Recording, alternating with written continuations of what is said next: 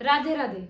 Hello बच्चों, welcome to Twin Minds Education, where expert teachers help you build strong concepts with complete clarity.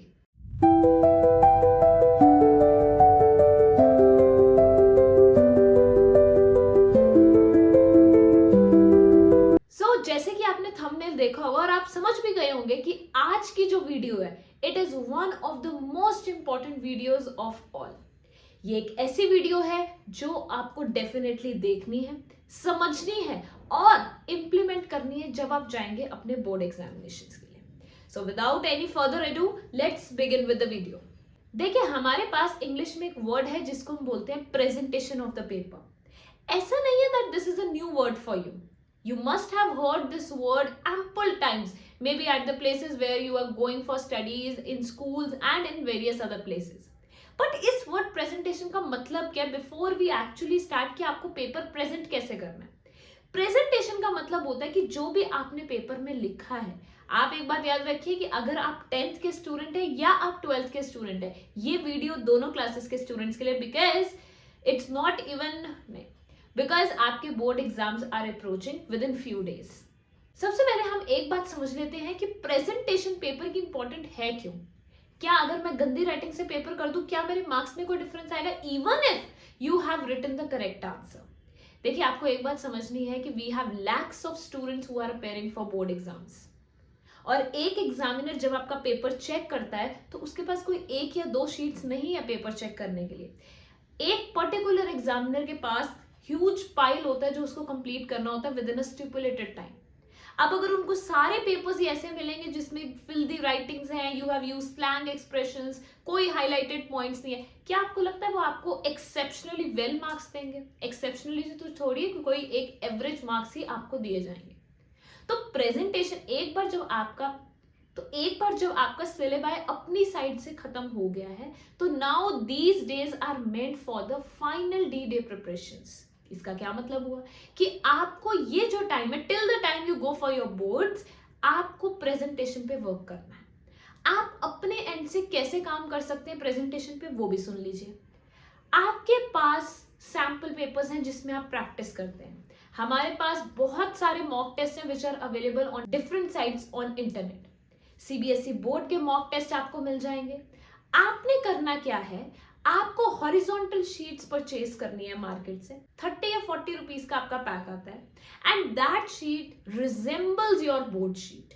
तो आपने क्या करना है, अपनी स्टॉप वॉच साथ लगा के, अपना 3 घंटे का टाइमर लगा के आपने उस पर अपना पेपर अटेम्प्ट करना है। अब ये क्यों सेशनल है? देखिए, जब आप वो पेपर अपने एंड से 3 घंटे का, कम से कम आप ये लगा के चलिए, फॉर एग्जाम्पल 17 फेब को क्लास 10th का मैथ्स का एग्जाम है, मेरा सारा सिलेबस इज ऑलरेडी ओवर और मैंने बहुत टेस्ट दे लिए, लेकिन एक 3 घंटे का पेपर अटेम्प्ट करना और एक 50 या 100 मार्क्स के टेस्ट देने में बहुत डिफरेंस है। एक टेस्ट जो मैंने ऐसी रफली दे दिया कि ठीक है मुझे आता है, और एक कि मैंने स्टॉप वॉच लगा के वो 3 घंटे का पेपर अटेम्प्ट करा, बहुत डिफरेंस है। और मार्क माय पॉइंट, ये चीज आपको डेफिनेटली बोर्ड एग्जाम में काम आएगी। अब हमें ये देखना है कि जब मैंने paper, I will only talk about English today, alright. So जब मुझे इंग्लिश का पेपर प्रेजेंट करना है तो मैं ऐसा क्या अलग करूं कि मेरे लिखे हुए आंसर्स प्रेजेंटेबल भी लगे। देन सेकंड थिंग, एग्जामिनर जब पेपर चेक करे, it should be very transparent, it should B crystal clear कि देखते पेपर को मन खुश हो जाए। याद रखिए, English is not a subject, it's a language and it's very beautiful and we have to make it more beautiful through our papers. So आ जाइए थोड़े से, अगर आप यहाँ देख पा रहे हैं, आपको कुछ डूज और डोंट्स के पॉइंट्स दिख रहे होंगे। डूज मतलब कि ये चीजें आपको अपने पेपर में करनी है, डोंट्स मतलब ये चीजें आपको अवॉइड करनी है पेपर में, राइट? देखिए, सबसे पहले आपको ध्यान रखना है कि जो मैं आंसर लिख रही हूं, जैसे कि मैंने आपसे पूछा who was Gautam Buddha, explain his sermon which he delivered at Benares. Simple 10th का क्वेश्चन है। अब आपको नहीं लगता हर कोई आंसर ऐसे स्टार्ट करेगा, Gautam Buddha was one of the revolutionary figures of ancient time, या Gautam Buddha was one of the significant figures of ancient times of past times. हमें कुछ अलग करना है। एक चीज याद रखिए, जो आपकी इंट्रोडक्शन है, middle part of the answer and the end, it actually determines कि आपने आंसर की स्ट्रक्चरिंग कैसे करी है। आप जब आंसर लिखेंगे it should be straight and clear to the point. इधर उधर की बात हमने करनी नहीं है। आप उसी चैप्टर से रिलेटेड, हाँ आप कंपैरेटिव एनालिसिस जरूर कर सकते हैं अगर आपसे पूछा गया, लेकिन your answer should be straight to the point and it should be clear. जो क्वेश्चन में पूछा है उसी का आंसर आपने करना है, इधर उधर की बात हमने नहीं करनी। Then spacing of answers. आपने जनरली देखा होगा कि 7th 8th में जब हम आंसर्स लिखते थे तो जल्दी जल्दी की टीचर ने चेक करना है, हमें पनिशमेंट मिल जाएगी, तो जैसा पेन चल रहा है व्हाइटनर करेक्शन टेप सब मिक्स हो जाता था। ये 10th है।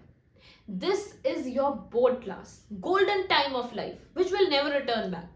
तो आपने जब अपने आंसर्स लिखने हैं, जैसे आपने आंसर 1 कंप्लीट किया, याद रखिए आंसर के बाद आपको एक लाइन लीव करनी है। इट शोज, और वैसे भी board has given you ample sheets, you have various supplementary sheets which you can definitely attach with your main sheet and you can use them. So आपने spacing का ध्यान रखना है। एक आपने बहुत ध्यान रखना है मार्जिन्स का। देखिए बहुत बार बोर्ड की जो शीट्स होती हैं उसमें वन साइड मार्जिन आता है, राइट? ये राइट साइड का मार्जिन आपने खुद लगाना है, और वो लगाना कितना है, जितना आपका एक सिंपल स्केल होता है उसकी ब्रेथ, उतना ही आपने मार्जिन लगाना है। अगर मार्जिन नहीं दिया तो आप दोनों साइड लगा लीजिए, अगर एक साइड दिया है तो दूसरी साइड आप खुद लगा सकते हैं। अब मार्जिन की इंपॉर्टेंस क्या है? अब कोई बच्चा पूछे कि मैम मेरे को सारा पेपर आता है बट मैंने विदाउट मार्जिन किया, डिफरेंस वहां आएगा प्रेजेंटेशन पे। अब जैसे कोई बच्चा अपना आंसर 1 यहां से स्टार्ट कर रहा है, किसी का आंसर यहाँ खत्म हो रहा है, किसी का यहाँ हो रहा है, there will be no sequence, कोई एक सिमेट्रिकल आंसर नहीं बनता। तो देखिए इंग्लिश में सही आंसर लिखना भी उतना ही जरूरी है जितना आपके लिए उसकी प्रेजेंटेशन है। इस बात का आपको याद रखना है, specially for the language subjects. याद रखिए 10th क्लास में आपके पास 2 लैंग्वेज सब्जेक्ट्स हैं, इंग्लिश एंड हिंदी। 12th में आपके पास सिर्फ इंग्लिश रह जाता है, इसीलिए ये वीडियो आज दोनों बोर्ड क्लासेस के लिए बनाई गई है। देन आपको लैंग्वेज का याद रखना है। जैसी लैंग्वेज आप अपने व्हाट्सएप स्नैपचैट पे यूज करते हैं वो आपने यहाँ नहीं करनी है, उसको हम कहते हैं स्लैंग एक्सप्रेशंस। अब मुझे बिकॉज लगना है, आजकल की दुनिया इतना शॉर्टकट मारना चाहती है कि वो बिकॉज ऐसे लिखती है, आप समझ रहे हैं, बिकॉज ऐसे लिखती, वो काम आपने नहीं करना है। आपको प्रॉपर रिफाइंड लैंग्वेज लिखनी है। उसके बाद आ जाता है हाईलाइट और अंडरलाइन द कीवर्ड्स।